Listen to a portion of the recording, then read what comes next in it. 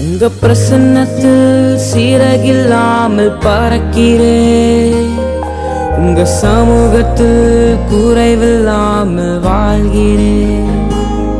உங்க பிரசன்னத்தில் சீரகில்லாமல் பறக்கிறேன். உங்க சமூகத்தில் குறைவில்லாமல் வாழ்கிறேன். என் தஞ்சமானீரே, என் கோட்டை